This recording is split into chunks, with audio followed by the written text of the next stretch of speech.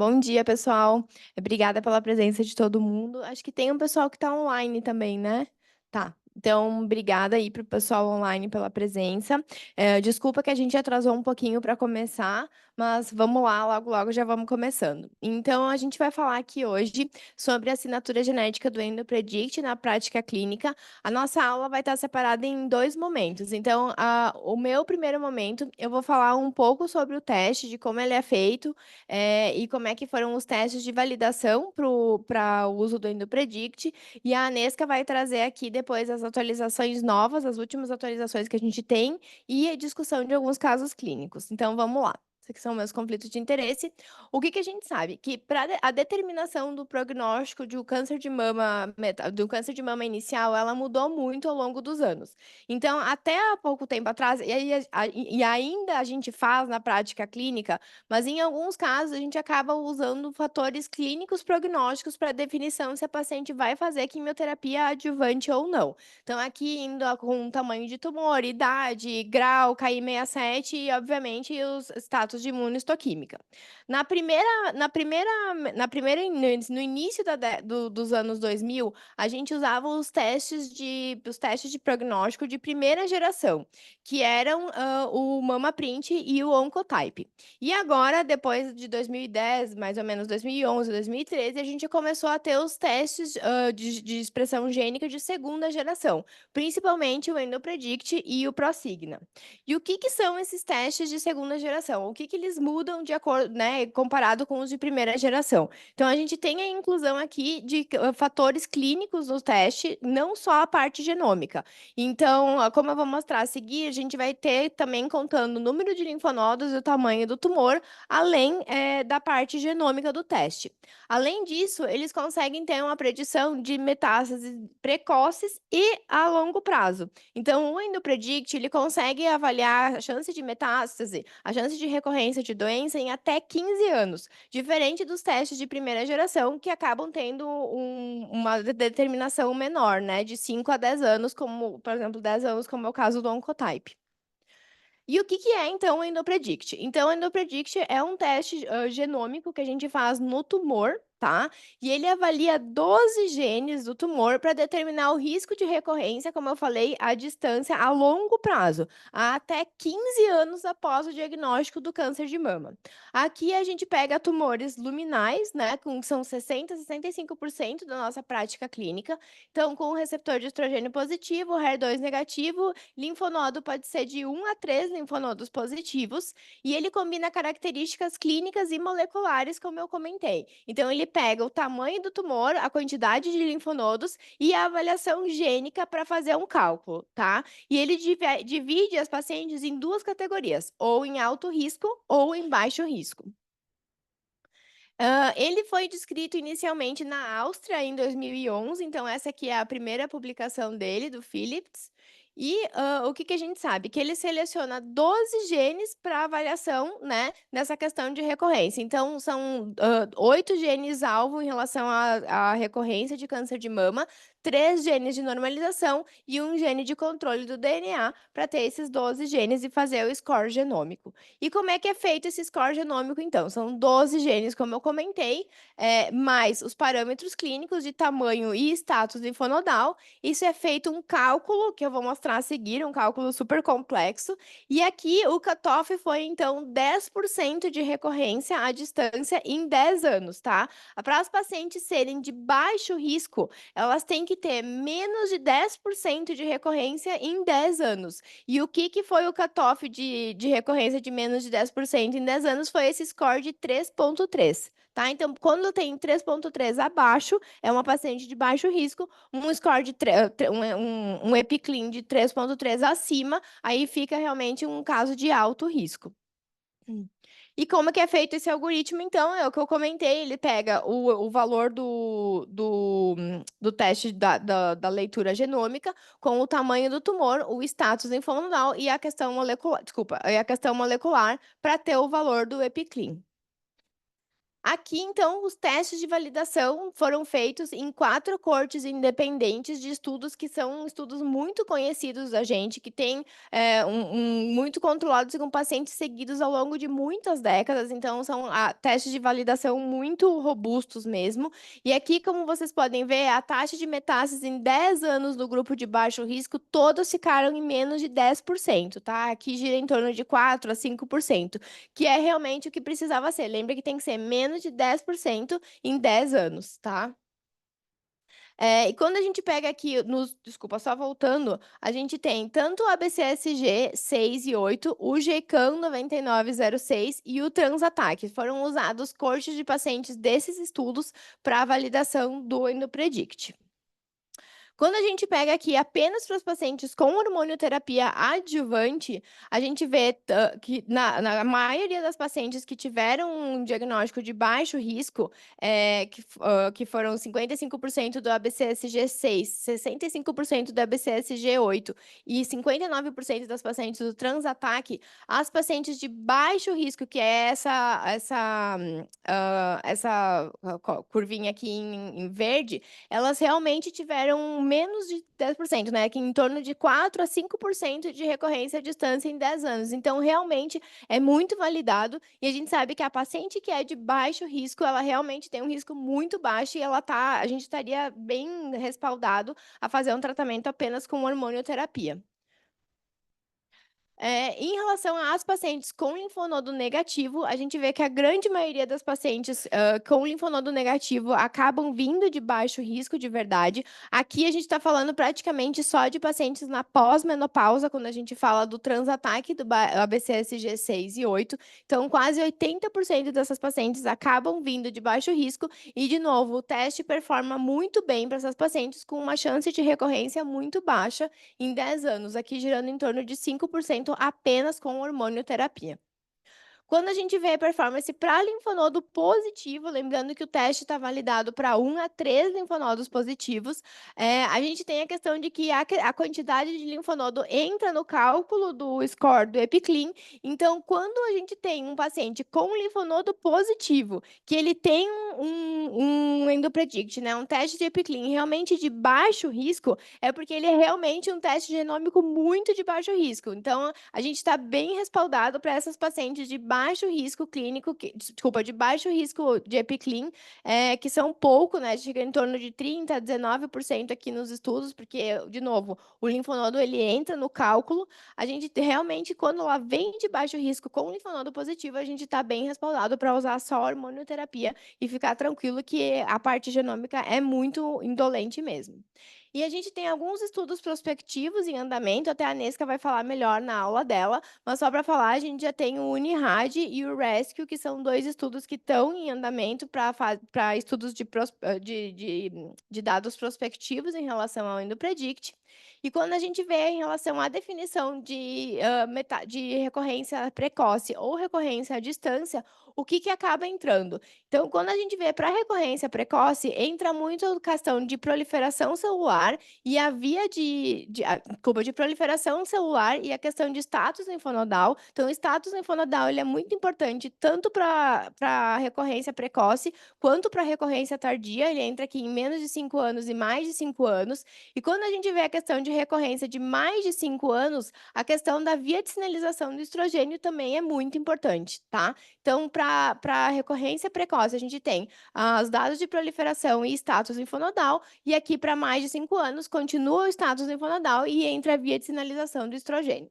E a grande pergunta, né, quando a gente tem uma paciente na nossa frente que tem lá, uma paciente de 50 anos, 55 anos, tem lá um tumor de 2 centímetros, receptor de estrogênio 90%, receptor de progesterona 30%, um KI de 35%, um HER2 negativo. A grande pergunta que a gente tem para essa paciente é: será que ela vai ter benefício em fazer uma quimioterapia adjuvante?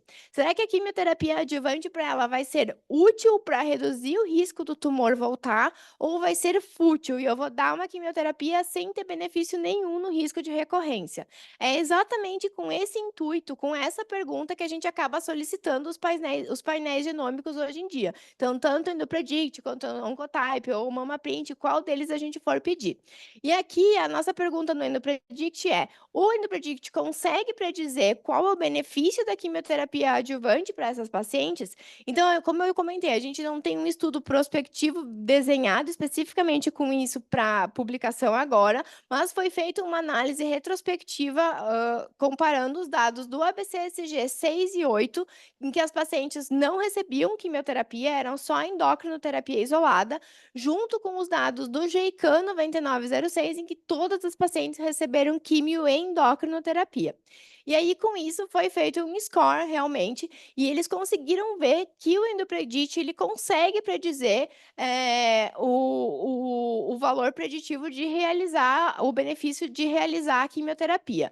E aqui o ponto de corte, de novo, ficou em 3,3. Então, a gente sabe que o benefício no EndoPredict de 3 é de 1,9%, mas quando ele sobe para o EndoPredict de 4, ele sobe com benefício de 7,4%. E normalmente a gente acaba indicando quimioterapia adjuvante para um benefício em torno de 4%. Então, ele realmente consegue predizer sim. A gente sabe que quanto maior o EpiClean, maior o benefício que essa paciente vai ter de quimioterapia adjuvante. E aqui, só para mostrar a questão de validação nas pacientes na pré-menopausa, o que a gente tem de estudo, então, esse estudo que é o da Anastácia, né? Eu estava lá com o Camilo quando ela apresentou na ESMO, acho que foi de 22, né? É um estudo que pegou 385 pacientes na pré-menopausa, tá? Essas pacientes foram seguidas por quase 10 anos, uma média de idade aí de 46 anos, um tumor que media em média, normalmente eram tumores T1C, a grande maioria era grau 2 e a gente tinha 16% das pacientes com linfonodo positivo, tá? Só olhando aqui, 64% das pacientes tiveram um EpiClean baixo e 35% das pacientes tiveram um EpiClean alto. Um dado bem interessante aqui é que metade das pacientes receberam supressão ovariana nesse estudo. E o que eles viram? É que, como eu comentei, 65% das pacientes tiveram um EpiClean baixo e dessas pacientes que tinham EpiClean baixo, a gente teve uma taxa de recorrência de distância muito baixa, apenas de 3%, comparado a 24% do grupo que recebeu um EpiClean alto, e os dois não receberam quimioterapia. Esse aqui é um estudo retrospectivo, tá? Então, eles olharam para trás os pacientes e viram as que tinham recebido quimioterapia e as que não tinham recebido quimioterapia. Quando a gente vê em relação ao status linfonodal, de novo, para as pacientes que tinham um EpiClean com linfonodo positivo, a gente tem nada de recorrência à distância para essas pacientes. Então, realmente, como eu comentei, quando for linfonodo positivo e o EpiClean for de baixo risco, a gente pode ficar seguro porque realmente ele é um painel, a leitura genômica é um tumor muito indolente mesmo. E quando a gente vê em relação à supressão ovariana, eu acho que isso aqui é por conta da questão do número de pacientes, mas praticamente a gente não teve diferença em relação à supressão ovariana para esses dois grupos, tá?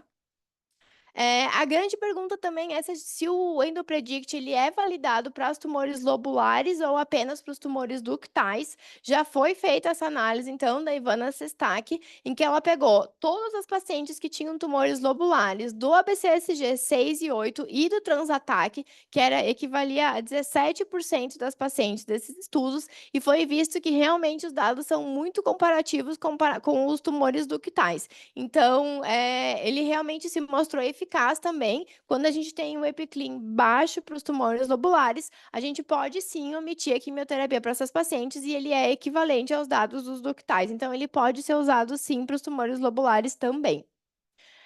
E em relação às pacientes mais idosas, a gente também tem dados para essas pacientes com mais de 80 anos, baseado nos dados retrospectivos também do estudo do GECAM 9906, em que a gente pode usar também o EndoPredict para as pacientes mais idosas. Então, aqui, só para mostrar para quem não está familiarizado com o laudo, como é que vem o laudo das pacientes. Realmente, ele acaba botando o score genômico da paciente, coloca o tamanho do tumor e o status linfonodal, E aí vem o resultado, que é aquele cálculo que eu mostrei antes, mostrando aqui se é epiclean de alto risco ou baixo risco, tá? Dá a chance de recorrência em 0 a 10 anos, o benefício absoluto da quimioterapia e a chance de recorrência tardia também, de 5 a 15 anos, que é um dos grandes diferenciais desse teste de segunda geração. Aqui só colocando uma tabela em relação às pacientes que a gente tem do estudo, vamos falar que quando a gente fala nas pacientes na pré-menopausa, a gente tem 300 pacientes do GCAN 009906, a gente tem 385 pacientes nesse estudo que eu comentei da Anastácia. Então, foi um total de 685 pacientes na pré-menopausa. Das pacientes na pós-menopausa, a gente tem mais ou menos 2.785 pacientes. Então, realmente é um número bem robusto de paciente que a gente acabou estudando. E aqui, só colocando em relação às pacientes de N1, né, que é a nossa grande dúvida aqui, quando a gente pega paciente com linfonodo positivo, como vocês podem ver, foram 62 pacientes nesse estudo da pré-menopausa aqui, mas a gente tem um número bem robusto de paciente com linfonodo positivo que entraram nesses estudos de validação. Então, em conclusão, o Endopredict ele pode ser usado em mulheres na pré e na pós-menopausa, sem linfonodo positivo ou com até 3 linfonodos positivos. Quanto mais linfonodo positivo tiver, maior vai ser o epiclean, maior vai ser a chance de vir um epiclean mais alto, por conta que o linfonodo ele entra no cálculo, né? A maior parte dessas pacientes estudadas foram estudos retrospectivos. Elas estavam na pós-menopausa, como eu comentei, mas nós temos já dados de 685 pacientes na pré-menopausa e metade delas eram N0. O Epiclean Low mostrou ter um risco muito baixo de recorrência em todos os grupos estudados. Além do forte valor prognóstico, o Epiclean também tem um valor preditivo para quimioterapia adjuvante. Quanto mais elevado o Epiclean Score, mais benefício da quimioterapia adjuvante essa paciente vai ter, e ele ajuda a determinar o risco de recorrência em 5 a 15 anos, o que também pode nos auxiliar na decisão de adjuvância hormonal estendida. Acho que era isso.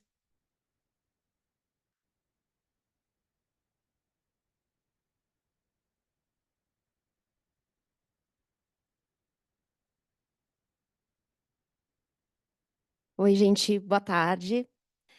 Obrigada pela presença. Eu vou agora dar continuidade à nossa discussão sobre EndoPredict. Esses são meus conflitos de interesse, mas mostrando um estudo prospectivo de mundo real, que foi o estudo mais recente publicado sobre EndoPredict, validando o seu uso na nossa prática clínica. Então, esse é um estudo de longo prazo, prospectivo, que avaliou o uso do EndoPredict na tomada de decisão de fazer ou não fazer quimioterapia para as pacientes com tumores iniciais, receptor hormonal positivo ou HER2 negativo. Lembrando que esse estudo é uma atualização do primeiro estudo prospectivo publicado sobre o EndoPredict em 2020. Então, como que ele foi feito? São 368 pacientes que fizeram o EndoPredict de forma consecutiva numa única instituição na Alemanha. Os critérios de inclusão foram pacientes com câncer de mama em estágio inicial, podiam ter de 0 a 3 linfonodos comprometidos. Todas fizeram EndoPredict, todas tinham sido operadas previamente. E o interessante é que a decisão em relação à quimioterapia adjuvante foi tomada em tumor board, para todas as pacientes. Então, isso é um estudo de vida real. E foi usado o cutoff de 3,3, como a Bruna falou, que significa um risco de recidiva em 10 anos maior ou igual a 10%. O endpoint primário foi sobre vida livre de doença, e o endpoint secundário foi sobre vida livre de metástase à distância. Aqui são os dados demográficos, né, das pacientes. A gente pode ver que 65% eram pós-menopausa e 1/3 das pacientes era pré-menopausa. Assim, a gente vê que é uma proporção bem significativa de pacientes na pré-menopausa. 70% subtipo não especial, né, do CTAL. Quase 20% lobular e ainda tinham outros tipos histológicos contemplados. A grande maioria era T1 ou T2 e 76% de linfonodos negativos. 65% apresentaram EpiClean baixo risco, bem condizente com todos os estudos que foram apresentados até agora, 35% EpiClean alto risco. E como que foi essa decisão para indicar a quimioterapia adjuvante? Então, de todas as pacientes, 368 pacientes, então a gente sabe que uma parte apresentou EpiClean alto risco, né, 65%, que eram 238 pacientes, e dessas pacientes, desculpa, a maior parte baixo risco, né? E dessas pacientes baixo risco, todas foram discutidas em tumor board e a maior parte não foi indicado quimioterapia, mas uma pequena parte foi indicado quimioterapia. A mesma coisa aconteceu para as pacientes com EpiClean alto risco. A maior parte foi indicado quimioterapia, mas uma pequena parte, após a discussão, não foi indicado quimioterapia.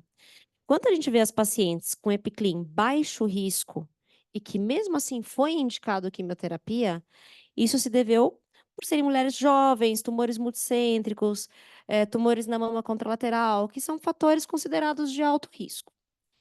E quando a gente vê também...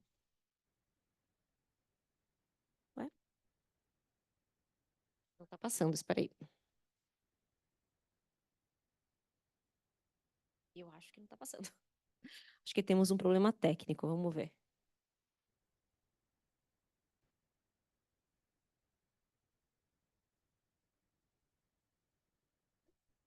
Não.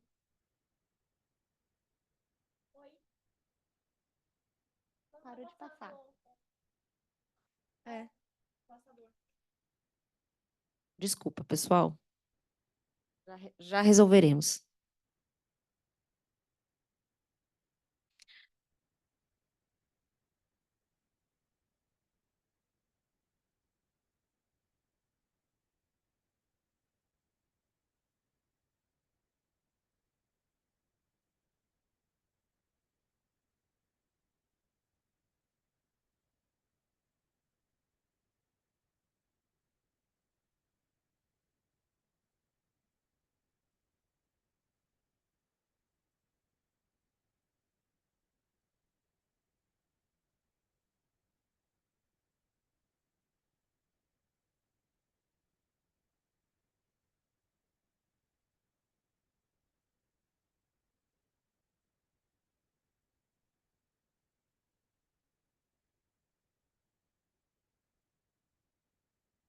Agora foi. Bom, então, retomando. Quando a gente vê as pacientes com EpiClean de baixo risco, que mesmo assim foi indicado quimioterapia adjuvante, a gente viu que, após discussão em tumor board, isso se deveu porque eram pacientes com fatores de alto risco, pela idade, serem muito jovens, tumores multicêntricos ou tumor na mama contralateral. Da mesma forma, pacientes que apresentaram EpiClean alto, mas que depois da discussão em tumor board não foi indicado quimioterapia adjuvante, isso se deveu principalmente a pacientes muito idosas e com diversas comorbidades. E isso, assim, bate muito, é um estudo de mundo real, bate muito com o que é, da forma como a gente avalia as pacientes na nossa prática clínica. Então, aqui essa tabela mostra exatamente isso, né? Que as pacientes que tinham EpiClean alto risco e que não fizeram a quimio tinham maior probabilidade de serem idosas, terem tumores grau 1 e menor probabilidade de envolvimento nodal. Esse gráfico é bem interessante porque mostra a aderência ao tratamento.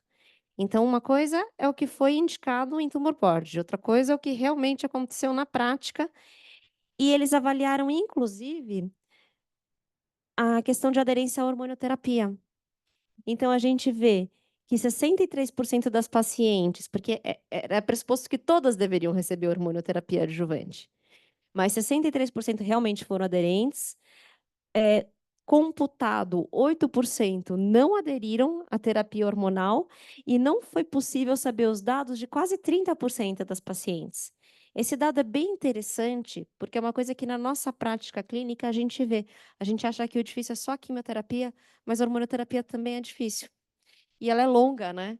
Então a gente vê que tem realmente uma parcela das pacientes que abandonam o tratamento. Por outro lado, a gente vê A parcela de pacientes que foi indicado quimioterapia e que não aderiu, que não recebeu a quimioterapia, que foi também quase 30% das pacientes. E por outro lado, a parcela de pacientes que não foi indicado a quimioterapia, mas que a paciente quis fazer a quimioterapia. Aí a gente vê que é uma parcela bem menor, né? 0,4 pacientes. Uma paciente só quis. Muito interessante a gente ver isso, porque realmente bate. As pacientes, em geral, não querem fazer a quimioterapia. É muito difícil a gente ver aquela paciente, não, mas eu quero de qualquer jeito. Em geral, elas não querem. E aqui a gente vê que 30% foi indicado e não realizou. Bom, então aqui a gente tem os resultados atualizados após 8,2 anos de segmento, mostrando dados prospectivos que corroboram muito o que já foi mostrado até aqui. Então, em termos de sobrevida livre de doença, a gente vê que comparando baixo risco, Epiclin baixo risco, que é esse lilás, com alto risco, a sobrevida livre de doença foi superior nas pacientes com Epiclin baixo risco. Na verdade, a sobrevida livre de doença foi 2 vezes maior para as pacientes com Epiclin baixo risco. Da mesma forma, a chance da paciente desenvolver uma metástase à distância, que era um endpoint secundário, foi maior nas pacientes com Epiclin alto risco.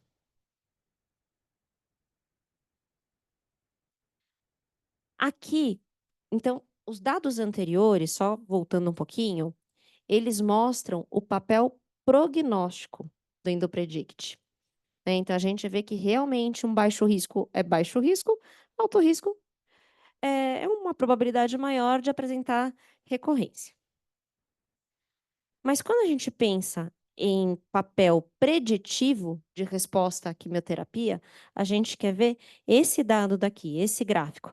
A gente quer ver assim, olha, das pacientes alto risco, foi diferente a sobrevida livre de doença em quem recebeu ou não recebeu quimioterapia? E aqui a gente vê que foi. Analisando as pessoas só com alto risco, quem recebeu quimioterapia teve uma maior chance de cura, uma maior sobrevida livre de doença do que quem não recebeu quimioterapia. Então, esse gráfico valida o papel preditivo do EndoPredict. Aqui é comparando os dados de pacientes pré-menopausa e pós-menopausa, também comparando baixo risco com alto risco, mostrando que na pré-menopausa, a paciente com endopredict baixo risco realmente apresentou uma sobrevida livre de doença muito alta, de quase 100%, após 8,2 anos. E na pós-menopausa também, foi uma diferença bem significativa entre os dois grupos. Então, o que a gente pode concluir? Que esse estudo prospectivo de longo prazo mostra que o EndoPredict pode nos ajudar a guiar a decisão terapêutica em relação à escolha de quimioterapia adjuvante ou não. Pacientes classificadas como Epiclin alto risco, que receberam a quimioadjuvante, demonstraram um benefício significativo da sobrevida livre de doença, e que a avaliação de acordo com o status menopausal mostra que o Endopredict é aplicável em mulheres na pré-menopausa também, evidenciando excelentes desfechos nas mulheres pré-menopausa de baixo risco. Esse era o estudo que eu queria mostrar. Agora eu trouxe 2 casos clínicos para a gente discutir. Então, a primeira é uma paciente de 51 anos, pré-menopausa. Tinha antecedente de terapia de reposição hormonal. Ela estava naquela fase do climatério e ela tinha recebido previamente 2 anos de reposição hormonal. Em julho de 2021, ela palpou um nódulo na mama direita. Fez uma mamografia, que mostrou calcificações amorfas e segmentares, 2,6 centímetros de extensão, na mama direita, BIRADS 4. O ultrassom não mostrava alterações. Foi submetida a uma mamotomia, que mostrou que era um carcinoma ductal in situ de alto grau. Essa paciente é do Dr. Pedro, que está aqui. Depois eu te falo quem que é, Pedro. Aí ela foi submetida a uma ressecção segmentar da mama direita, mais biópsia de linfonodo sentinela. E o anatomopatológico mostrou que era um carcinoma misto invasivo de mama, de tipo micropapilar, 70%, e não especial, 30%. 0,7 centímetros, ou seja, um T1B, tumor pequeno. Grau histológico 2, invasão angiolinfática negativa, invasão perineural negativa, sem comprometimento de linfonodos. PT1B, PN0. HER2 negativo, receptores hormonais positivos, o receptor de progesterona era 20%, KM67 de 25%. Um luminal B. Qual que seria a conduta? A gente está diante de um caso que a gente está falando de um tumor pequeno, T1B, mas com alguns critérios de alto risco. É um tumor que tem 70% tipo micropapilar, que a gente sabe que é um tumor mais agressivo, é um subtipo mais agressivo. E é um luminal B. Então, baseado nisso que eu optei por pedir para ela o Endopredict. Ela era pré-menopausa, para definir se ela ia fazer quimioterapia adjuvante seguida de radioterapia e hormonoterapia adjuvante ou radioterapia e hormonoterapia adjuvante. Então, aqui a Bruna já tinha mostrado, mas mostrando de novo como que vem o resultado do Endopredict para a gente. E aí, hein, o que será que veio para ela? Veio um alto risco. Veio um Epiclin de 4,2. Exatamente. A gente vê que, assim, clinicamente era um tumor, de baixo risco, se a gente desconsiderar o micropapilar, mas era um tumor de 7 milímetros, sem linfonodo comprometido, mas a biologia muito agressiva. Então, essa paciente, ela teve indicação de receber quimioterapia adjuvante. Ela fez quimioterapia adjuvante com TC por 6 ciclos, radioterapia adjuvante até agosto de 2022, e atualmente ela está usando letrozol com boa tolerância e sem evidência de recidiva. Alguém gostaria de fazer alguma consideração sobre esse caso?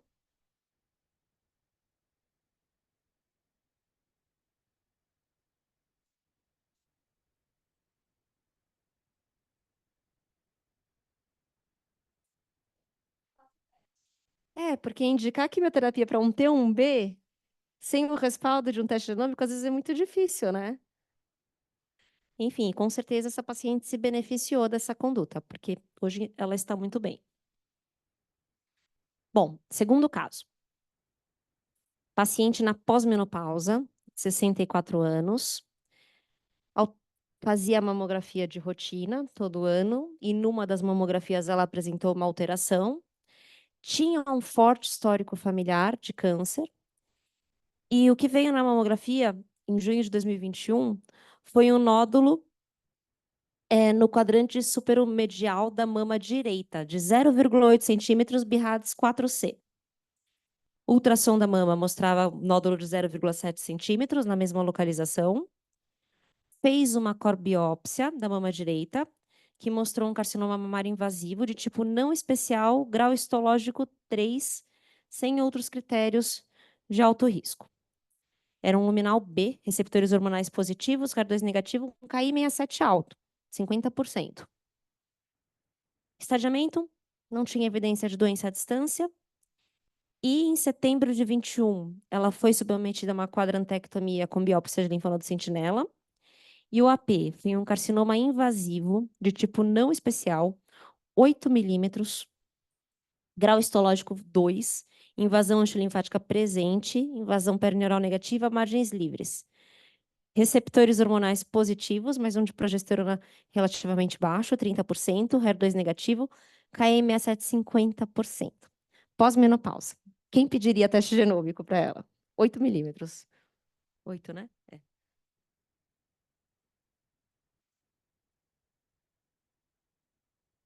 Se ela pudesse fazer, a gente pediria, né? E se ela não pudesse, o que você indicaria para ela?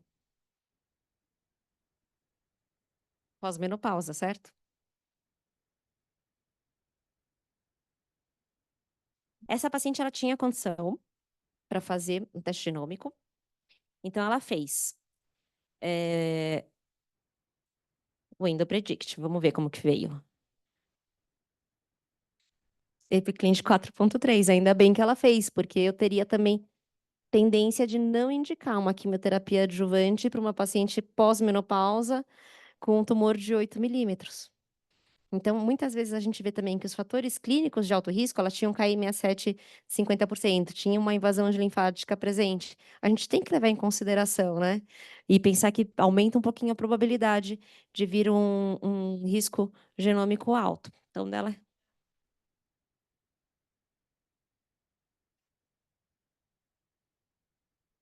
Exatamente. Ai, desculpa, veio em branco o último. Mas, para finalizar, essa paciente foi submetida à quimioterapia adjuvante. Ela é uma paciente que, com 64 anos, ela está muito bem. Na verdade, ela é uma esportista, ela está super bem. Tolerou muito bem. Ela fez 6 ciclos de TC, fez radioterapia adjuvante e está fazendo letrozol e segue sem evidência de doença. Então, eram esses 2 casos clínicos que eu tinha para trazer para vocês. Muito obrigada.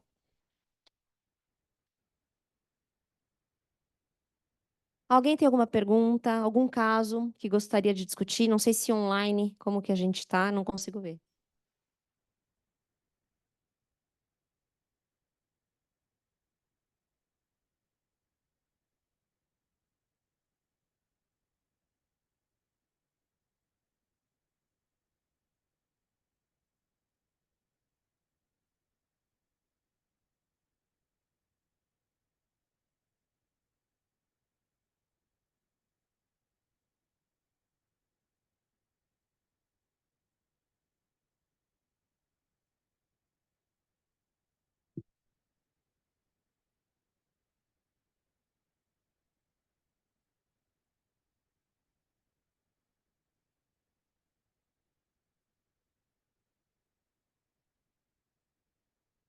Se alguém tiver alguma pergunta, a gente está aqui à disposição.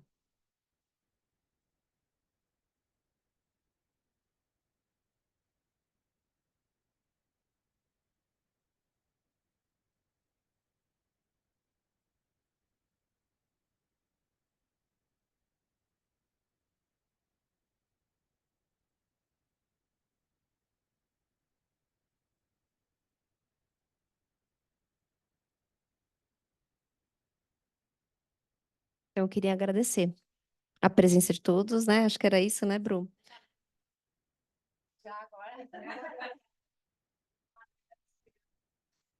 Muito obrigada pelo convite, viu, Ale? Obrigada a todos.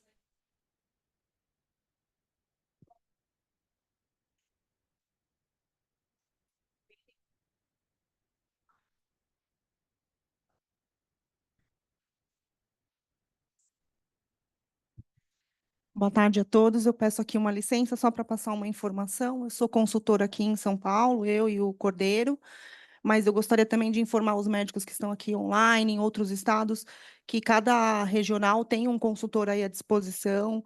Então, sintam-se à vontade em acioná-los para ajudar os pacientes aí no que for necessário.